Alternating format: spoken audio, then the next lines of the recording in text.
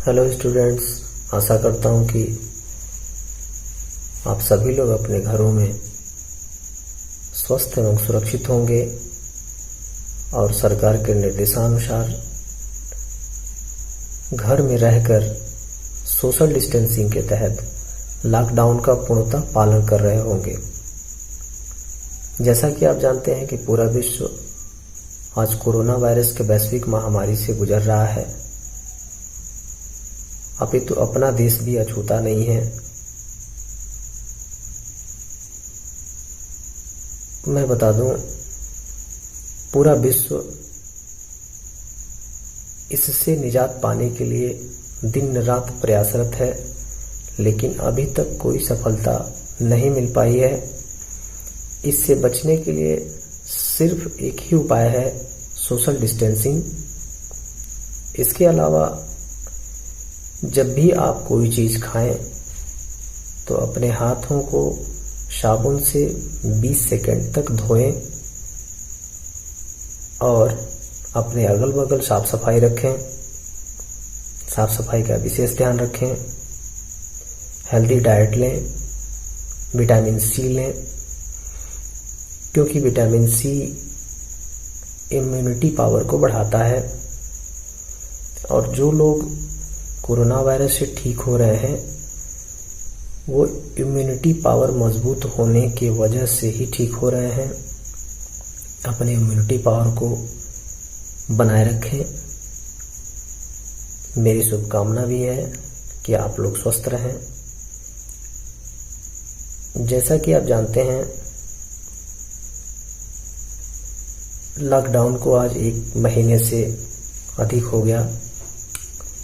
इसमें आपकी पढ़ाई काफ़ी बाधित हो गई और कहीं न कहीं आपके भविष्य पर भी इसका असर पड़ रहा है।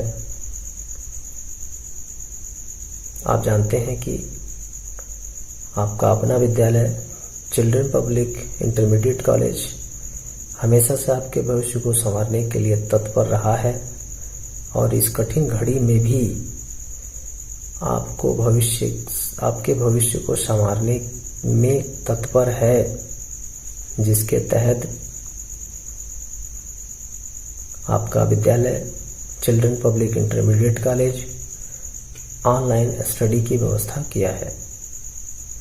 मुझे खुशी है कि इस कठिन घड़ी में आपके भविष्य को संवारने का मुझे अवसर मिला है। मैं अपनी पूरी एनर्जी आपको देने की कोशिश करूंगा और आपसे उम्मीद भी करूंगा कि आप उस ऊर्जा को 100% ग्रहण करेंगे, कंसंट्रेशन बनाएंगे और इसे सकारात्मक दिशा देंगे। तो आइए, आज मैं कक्षा 12 का फिजिक्स पढ़ाऊंगा। चैप्टर्स पे पहुंचने से पहले मैं आपको बता दूं कि आपके क्लास 12th में फिजिक्स पार्ट फर्स्ट और फिजिक्स पार्ट सेकंड 2 पार्ट हैं, जिसमें से आज मैं आप लोगों को फिजिक्स पार्ट का पहला चैप्टर पढ़ाऊंगा। उससे पहले आइए मैं आप लोगों को बता दूं कि एग्ज़ाम में कितने नंबर्स के पेपर आते हैं, कितने नंबर्स के आपके प्रैक्टिकल होते हैं, इन सब की जानकारी आपको दे दूं, तब हम लोग चैप्टर्स की तरफ बढ़ेंगे। तो आइए आपको बताते हैं।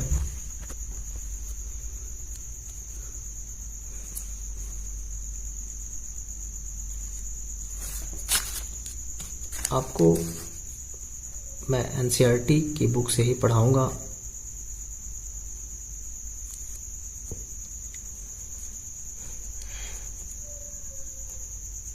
इंटरमीडिएट में बोर्ड एग्ज़ाम में आपके पेपर कुल मिला के 100 मार्क्स के होते हैं, जिसमें से 70 मार्क्स के थ्योरी और 30 मार्क्स के प्रैक्टिकल होते हैं। टोटल मिला के हो जाते हैं 100 मार्क्स। इस 70 मार्क्स में आपको पार्ट फर्स्ट और पार्ट सेकंड दोनों पढ़ के मिलेगा। पार्ट फर्स्ट आपको 35 नंबर दिलाएगा, पार्ट सेकंड आपको 35 नंबर दिलाएगा। पार्ट फर्स्ट के पहले चैप्टर, पार्ट फर्स्ट का पहला चैप्टर वैद्युत आवेश तथा वैद्युत क्षेत्र है। पार्ट फर्स्ट में कुल मिलाकर 8 चैप्टर हैं। वैद्युत आवेश तथा वैद्युत क्षेत्र, स्थिर वैद्युत विभव, वैद्युत धारा,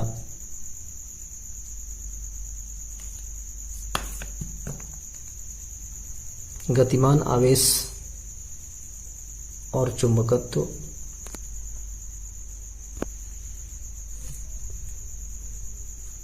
चुंबकत्व एवं द्रव्य, वैद्युत चुंबकीय प्रेरण, प्रत्यावर्ती धारा, वैद्युत चुंबकीय तरंगें। तो आइए शुरुआत करते हैं। पहला चैप्टर वैद्युत आवेश तथा वैद्युत क्षेत्र।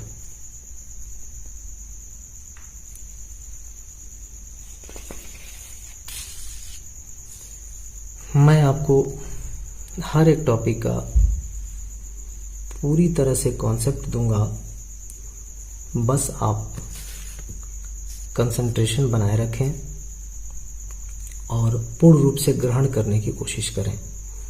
पहला चैप्टर वैद्युत आवेश तथा क्षेत्र, इंग्लिश में कहते हैं इलेक्ट्रिक चार्ज एवं इलेक्ट्रिक फील्ड। बात आती है सबसे पहले कि वैद्युत आवेश तथा क्षेत्र, जिसको हम वैद्युत क्षेत्र बोलते हैं, ये किसका भाग है? तो वैद्युत आवेश तथा वैद्युत क्षेत्र स्थिर वैद्युतिकी, जिसको इंग्लिश में बोलते हैं इलेक्ट्रोस्टैटिक, इसी का पार्ट है, इसी का भाग है। अब आपके मन में एक सवाल उठ रहा होगा कि स्थिर वैद्युतिकी क्या है? तो स्थिर वैद्युतिकी का मतलब कि इसके अंतर्गत स्थिर आवेश का अध्ययन किया जाता है, यानी कि वह आवेश जो चल ना सके, जो आवेश स्थिर रहे। जैसे पेन है, पेन एटम से बना हुआ है, एटम के अंदर इलेक्ट्रॉन होते हैं, प्रोटॉन होते हैं, न्यूट्रॉन होते हैं। तो इलेक्ट्रॉन आवेश है जो अपने सेल में बना हुआ है, वो बाहर नहीं निकला है। बाहर निकलता तो फ्री इलेक्ट्रॉन हो जाता, आवेश हो जाता, आवेश कहलाता। तो स्थिर है, यानी कि इस पृथ्वी पर जितनी भी वस्तुएं हैं, नॉन लिविंग थिंग्स हैं, उसमें आवेश है, लेकिन वो स्थिर अवस्था में है।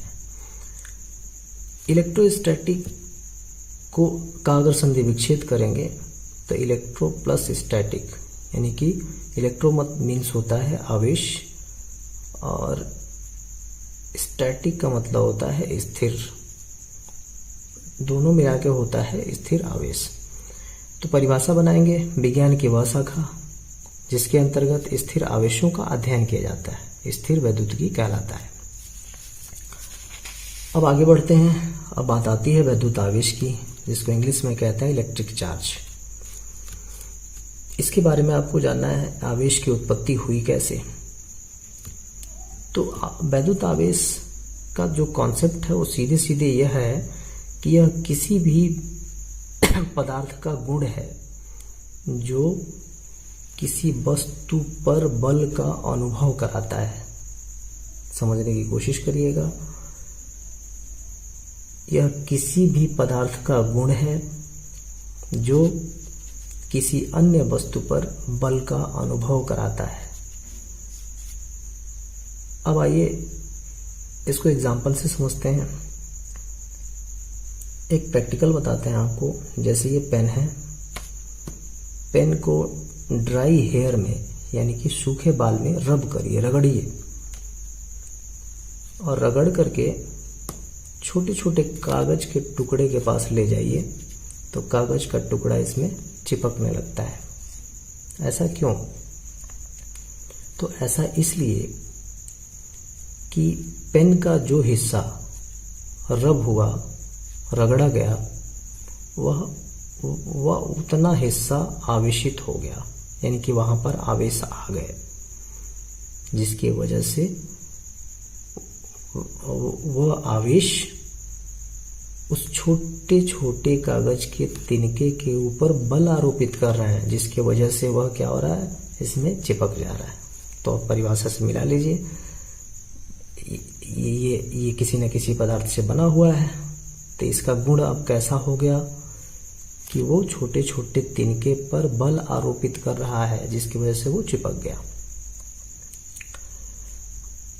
अब आप सोचेंगे कि इसको रब करने पर ही क्यों चिपक रहा है, बिना रब किए क्यों नहीं चिपक रहा है? तो इसके लिए मैं आपको थोड़ा सा केमिस्ट्री का पार्ट पढ़ाऊंगा।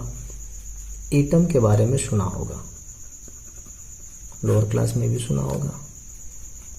एटम के बीच वाले भाग को नाभिक बोलते हैं, न्यूक्लियस बोलते हैं। इसके चारों तरफ सेल बने होते हैं और इस सेल में इलेक्ट्रॉन चक्कर लगाते हैं।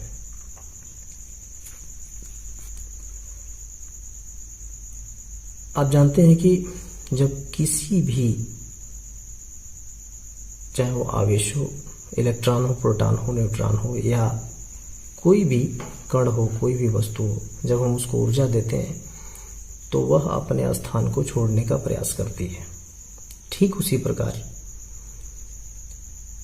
एक एटम के सेल से इलेक्ट्रॉन को बाहर निकालने के लिए बाहर से ऊर्जा दी जाती है। तो यह इलेक्ट्रॉन क्या होता है, अपने सेल को छोड़ देता है। सेल को छोड़ करके जाता कहाँ है?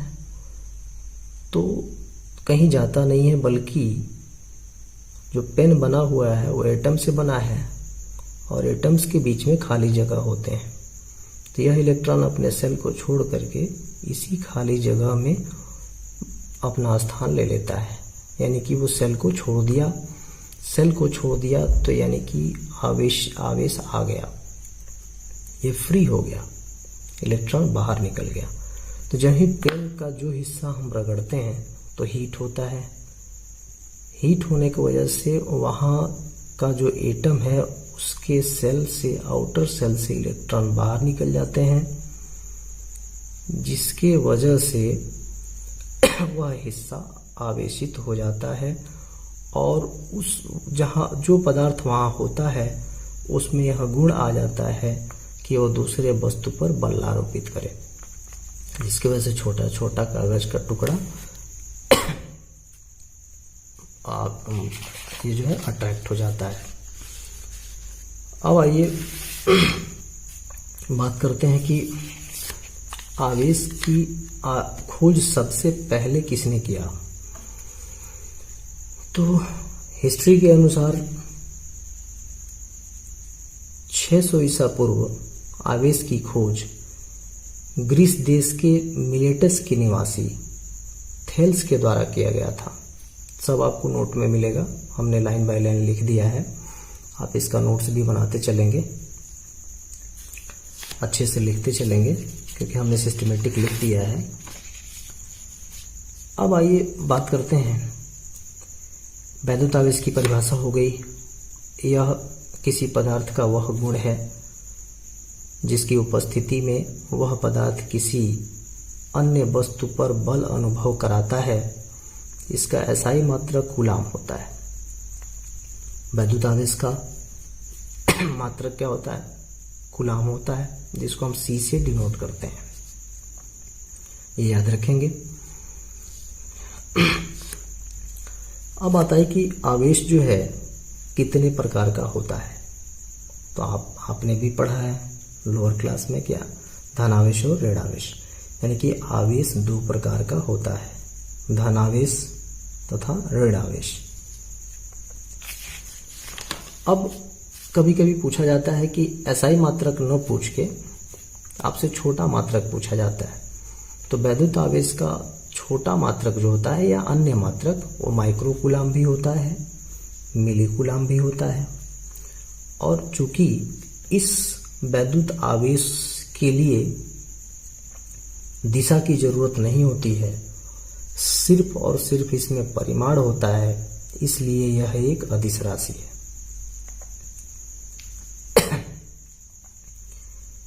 आवेश को डिनोट करने के लिए Q वर्ड का इस्तेमाल करते हैं, Q से इसको डिनोट करते हैं। अब जो है वैद्युत आवेश का फार्मूला क्या होता है? वैद्युत आवेश Q बराबर I इंटू टी होता है, जहां I वैद्युत धारा है और T समय है। यानी कि विद्युत धारा और समय के गुणनफल को हम वैद्युत आवेश कहते हैं। इस तरह से भी हम लिख सकते हैं। अब आइए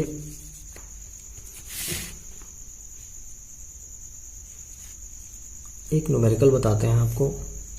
यदि किसी तार में 8 कूलाम आवेश 5 सेकंड के लिए प्रवाहित होता है तो धारा का मान ज्ञात कीजिए। तो चलिए, हमेशा से मैं बताता आया हूँ आप लोगों को कि सबसे पहले नोट करिए क्या दिया हुआ है, क्या हमको निकालना है। तो हमारा दिया हुआ है आवेश Q 8 कूलाम, समय दिया हुआ है T बराबर 5 सेकेंड। जो पूछ रहा है उसको क्वेश्चन मार्क किया, यानी कि I हमसे पूछा जा रहा है। फार्मूला जानते हैं, Q equal to I into t होता है। I निकालना है तो T से इधर डिवाइड कर देंगे तो Q अपॉन T हो जाएगा। Q की वैल्यू दी हुई है 8 कूलाम और T की वैल्यू दी हुई है 5 सेकेंड। दोनों जो है एमकेएस सिस्टम में है, चेंज करने की जरूरत नहीं है। अगर इसको सॉल्व करेंगे तो 1.6 कूलाम पर सेकेंड R एम्पियर। इसका एक अन्य मात्रक एम्पियर भी होता है। ऐसे ही दूसरा एक न्यूमेरिकल है, वैद्युत आवेश का बीमीय सूत्र लिखो। पूछा जाता है अक्सर, 1 नंबर में बोर्ड एग्जाम में आने की संभावना रहती है। वैद्युत आवेश का बीमीय सूत्र लिखो। तो हम जानते हैं कि Q equal to I into t होता है।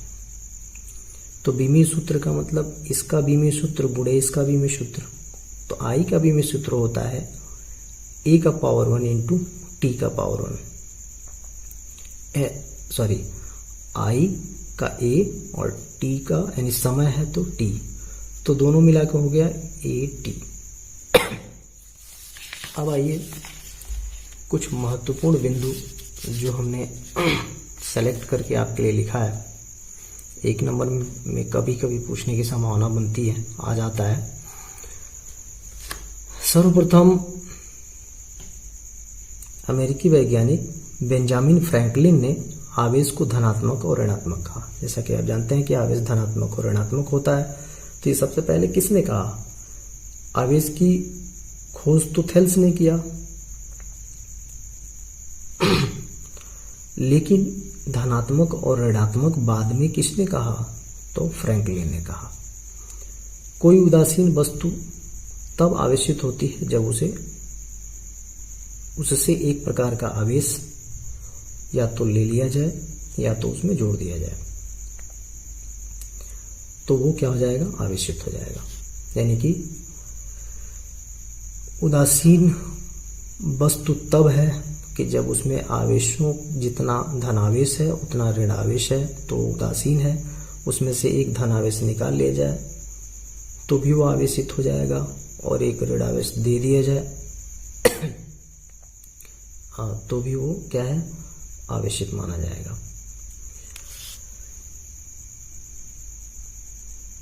तो चलिए आज के लिए इतना ही, क्योंकि वीडियो लंबा हो जाएगा।